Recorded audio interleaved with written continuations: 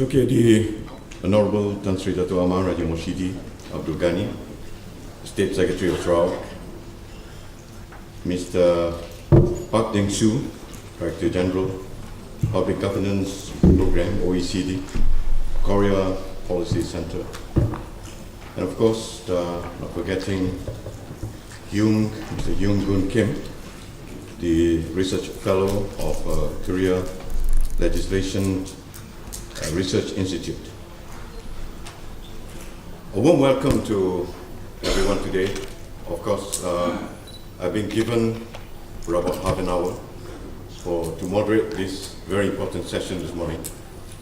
And we just heard just now two of our speakers deliberating, of course, on the Korean as well as the Malaysian experience on how reforms are being made in each country, that is in Korea as well as in Malaysia. Also, let me start today by introducing the panelists. I'm supposed to have a panelist from Russia, but I think couldn't make it. I was hoping for him to come just now. But anyway, suffice to say, we have another panelist, of course, from Australia. It's none other than Ms. Tanya Homan. All right, and she's the Executive Director of the Queensland Productivity Commission, Australia. And of course, not forgetting the two previous speakers which have been introduced to the participants just now. Now, to set the tone actually, on this very important session actually, the two double whammy, if I can call it, right, which happened as we move into the 21st century, all right. Before that, of course, the 1997 Asian financial crisis, followed afterward by the global financial crisis, as alluded to by the speakers just now, right? What happened was that the world was shocked actually, because liberal capitalism seems to be working very good. Until, of course, when the global financial crisis triggered, of course, by the subprime mortgage crisis in the US, and later on, of course, as a backlash to other countries as well. And people are looking actually what is happening actually. What happened to this thing called laissez-faire capitalism? It's not been working, all right? Because before that, as you know, there was a lot of deregulation around the world. People actually doesn't want to have regulations. But after that great crash, people tend to see the other way now. Must we have more regulations? So, and before that is happening, 2015, 2016, again alluded by the first speaker just now, Korea has more or less, institute certain, I should say, a cushion effect with the fall in the price of oil, and all these things actually is trying to tell us that the governments, as well as the business and the civil society, need to collaborate, right? To get all the heads together and trying to collaborate, as I said just now, to cushion all these effects that is happening all around us. Some people say that we are living in a VUCA world, very volatile, right? Very uncertain, complex, and ambiguous. So what do you do, actually? So to start the ball rolling, let me turn to Ms. Tanya Homan. Of course, she's from Queensland, right? Maybe she can share with us what's the Australian experience after hearing the two speakers that we have heard just now. Over to you, Tanya. Good morning, everyone, and thank you for.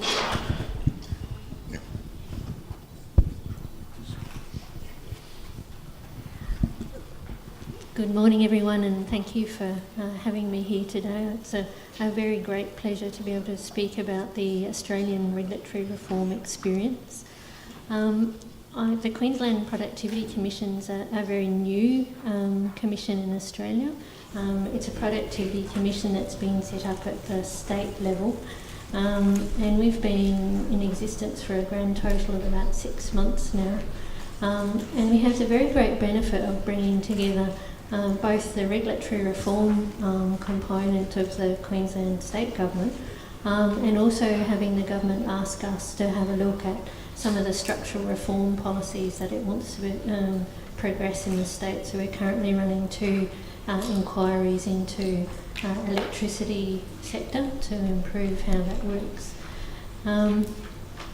The great thing about the regulatory reform side being part of the Productivity Commission, it brings in the Office of Best Practice Regulation, and very similar to Malaysia, we look at all new regulatory proposals that the state government makes, from the very smallest to the very large ones.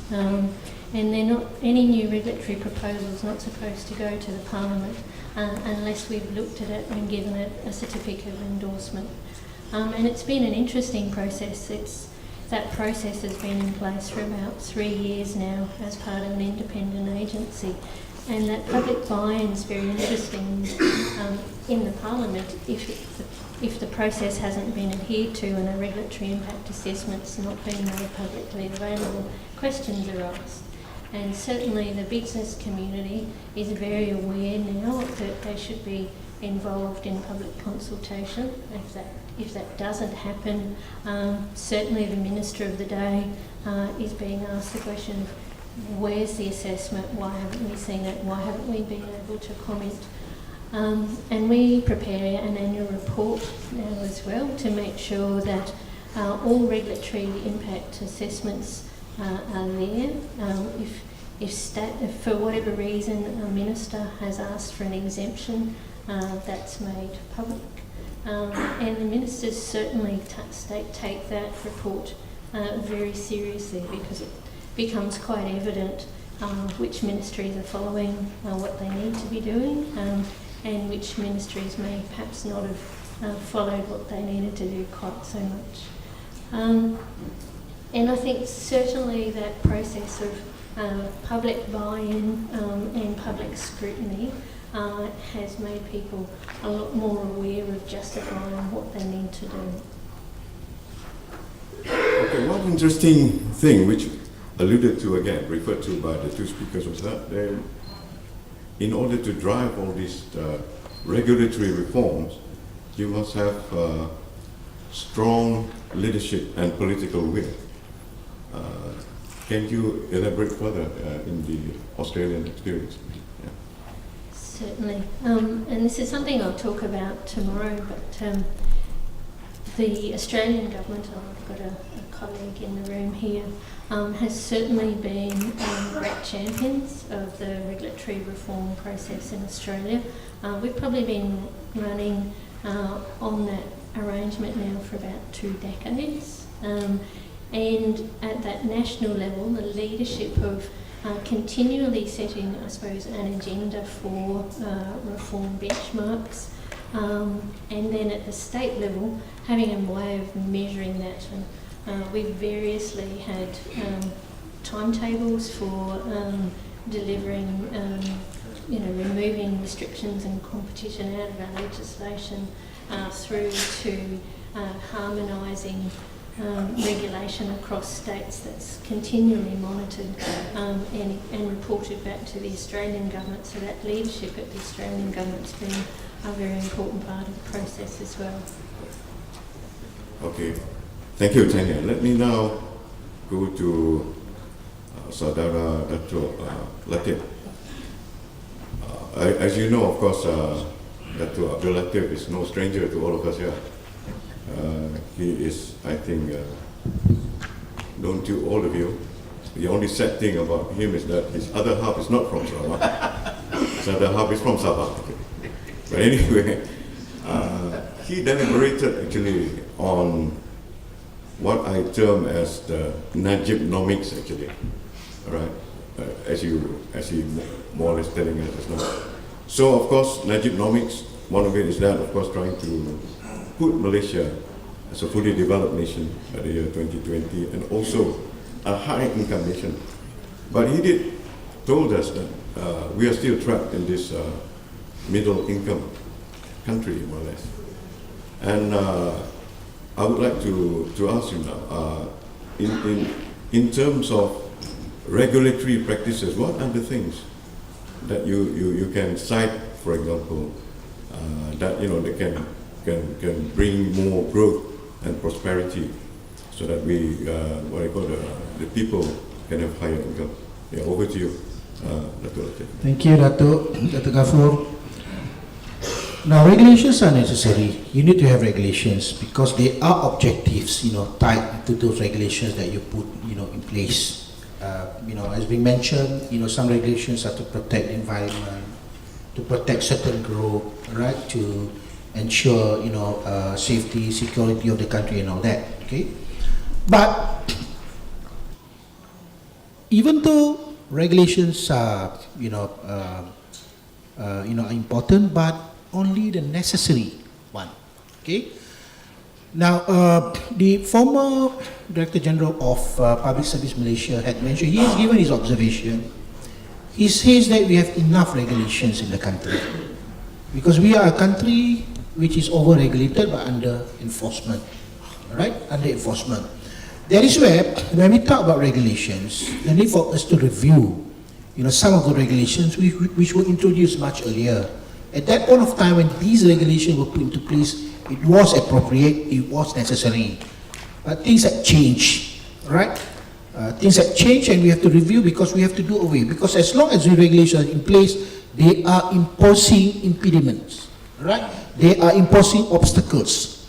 They create costs for businesses. Yeah? So we want to make sure regulations that we introduce or any regulations that we are reviewing, we will have to conform to what we call the good principles of regulation. Now, it has to be something which are being owned up by everyone, by citizens. So the reason that you have to do engagement, because when you put things into place, it has to be something that people own up, right? You have to do citizen engagement, you have to do consultation. I think is what our friend from Australia mentioned. You need to do RIA. You have to look at options, and even certain regulation which will involve legislation has to go to Parliament. These are basic questions which are going to be asked there. You have already addressed. When we first embarked on this initiative, the first party that we came across that was opposing, this initiative, it was actually people from the Attorney General Chambers. They said, look, we are creating another tier. We said, no, we want to make sure that it is right the first time. And we start putting cases. You need to have evidence. There was some, certain, legal, draft that went into Parliament because of insufficient consultation. It got thrown out. So they have to do, the ministry will have to review, and they have to go and do legal drafting. It has to go back to the AG chamber, and they got very mad. They were very angry, and they say we can't be spending time, redrafting and all that. So what we are doing is actually helping them because they will get a clean, draft. They will look from legal perspective. So concept of one in, one out. Whatever that comes into your system, you have to make sure what you have in the system will have to leave. You can't just be buying a lot of things, putting into your house. You don't have any, what we call in Japan they have this spring cleaning and all that. So the same thing. So here we are talking about necessary regulation that you get them consulted, you engage with the citizen, Because at the end of the day, whatever that you put into place, these will have impact on citizens. So it has to be the best, recommended option. So the same thing we talk about, really, driving the country to better improvement in productivity. And all the while, it has always been government-driven. The concept of government knows all doesn't apply anymore. So you have to refer to citizens. That's why they need to engage the private sector. Right? A lot of initiative that we do, you engage the private sector, you will get all support from them, you'll be appreciative, they can do business better, that is when you can tax them more, which is revenue to the country. So it's actually a cycle. So it is a win-win, I think, approach, for everyone in the country. Okay, talking about giving benefits to the people, that's why you need to review regulations and all that. I think Saudara Datuk Latif must have read through the newspapers, maybe through the media, that Sarawak actually is in the forefront of all this regulation review. As you know, not because this year is an election year, but there are major steps being taken by the government, spearheaded of course by our new Chief Minister in his 50 over initiatives. And not only are regulations being more or less being changed actually, we even tear down those toll collecting centers actually. So I think that's do you think, I mean, in your opinion, does this merit attention? Yeah, I'm sure when you remove, some regulations which are there in the system, there must be basis, all right? When we talk about easy to do business, we want people, to have access to things, to get things done fast, application of licenses and all that. It must be something that facilitate rather than frustrating, the businesses. Now, I think business community, they really look forward. As I had mentioned, gone are the days that everything, is government-led, is private sector, public sector-led. Gone are the days, whereby government decides everything.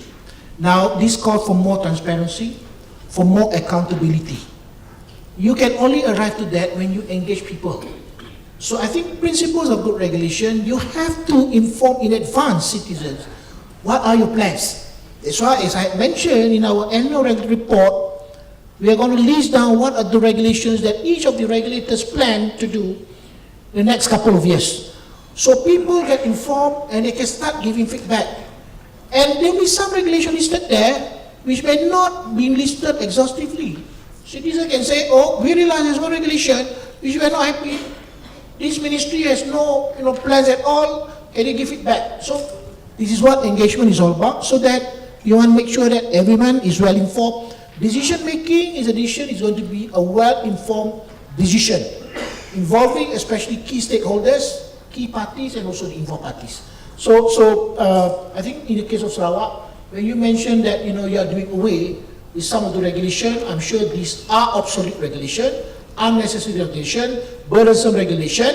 I can give a case. There's a local authority somewhere in Semenanjung which still issues, a license to operate business selling wooden shoes. Trompak, that clock they call it. You see people in Malaysia using, wearing that? None.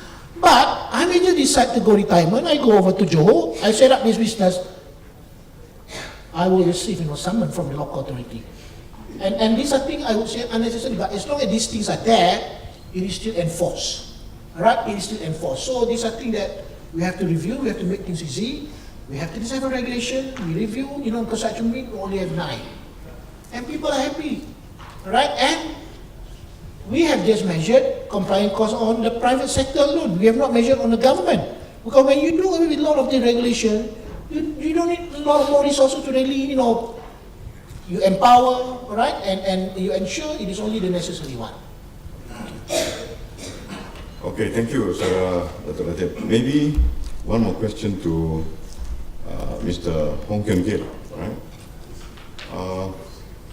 I just wonder actually, a country like Korea, actually, you are, I can call a tiger economy, they call it one time, Asian tiger.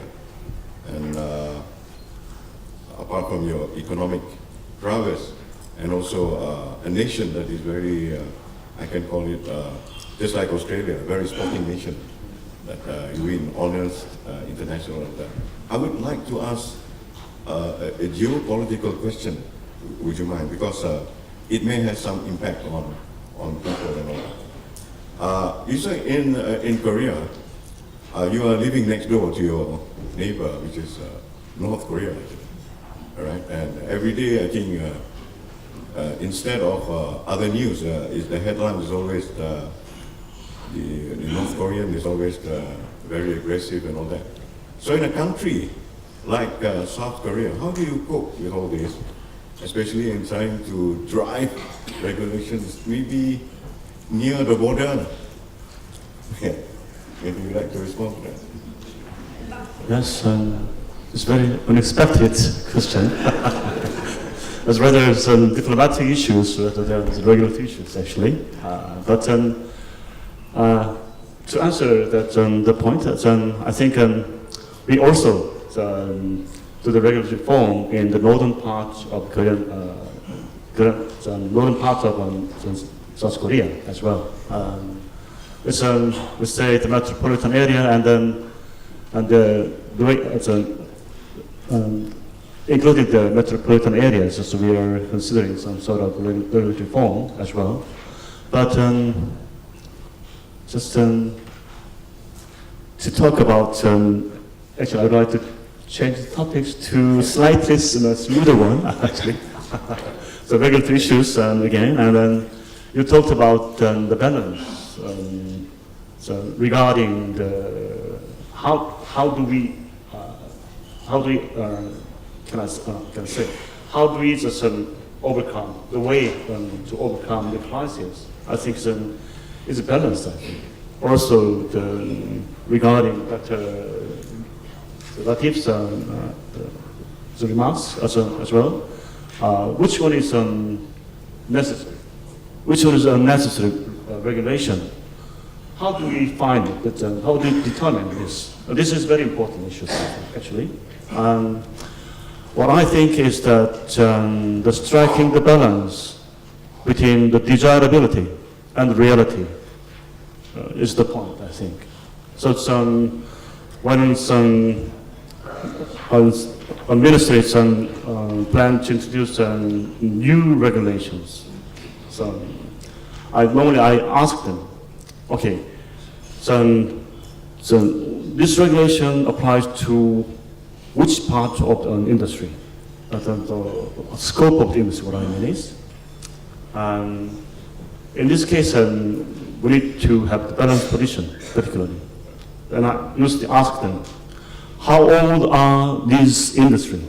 For example, in the case of automobile industry, I asked them, how old are they? If they are just year 2 in primary school students, or just they are 18 years old, I asked them. Normally the bureaucrats don't consider this point. So when they are elementary year 2 school students, in that case, if the record is high enough, so competitive enough at their ages, I think we need to make hurdles just slightly higher than their normal situations. What I mean is the level of year 3 or 4. We set hurdles like that. And then when they become 18 years old, 20 years old, they can live like Ishimbaeva of Russia. Why not? So how to strike the balance is the point, I think. It's, regarding the prices as well. So when you think our situation, the political economy of each nation, and so we need to find smart way out, actually. That is smart regulations, I think. Yes. Okay, I would like now to open questions to the floor now. maybe I invite 2 or 3 questions. Yeah. We'll accumulate the question first, and then we respond. The panelists would like to respond to that. Yeah? Yes? Yes, okay. Please identify yourself and your organization, and please be brief on the question, okay? Okay, my name is Visitor. Sorry, okay. My name is Nelson Ilan. I'm from Unimas. I have two questions for the 2 speakers. Apparently, I think both countries, Malaysia and South Korea, we went through a different political and historical trajectory. And that's why normally we can link it, the political development in a particular country to the economic development. So my question to the first speaker is, you mentioned about being a strong state. Yes, South Korea was a hard state, was never labeled as being a democratic state, at least in the textbook. Correct me if I'm wrong. So do you believe that over-intervention by the state on the market, capability of the state to discipline the market, that allow the country to introduce a lot of reforms? That's my question. The second question is to the Deputy Director General. Very simple question. So we have adopted this Look East policy way back in 1980s. So what is your take on the values and ethos that we have learned from the Koreans? Thank you. Thank you very much. Maybe next question, please. Yeah. From the floor. We'll accumulate the question before we can. Okay, that lady there.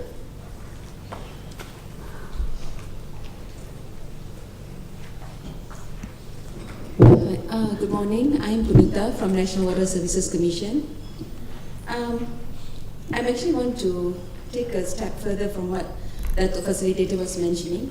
The perception and opinion of public or any sector always oscillates according to the situation at that time. So at one point of time, they may want a bit more security, another point of time they want lack in security. One point of time they want regulation, another point of time they don't want regulation. So because of that, when we have councils, like this question actually both for Korea and Malaysia, when we have councils that is being chaired at the highest level, the council should be very balanced so that decisions made are not based on perceptions of that point of time. But I noticed both Malaysia, I'm from Malaysia of course, but both Malaysia and Korea presentation shows that it is very single-minded approach. The representatives are only interested in financial economy. They didn't talk about social aspect of it. They didn't talk about benefits to the public. Even though when come to the ideas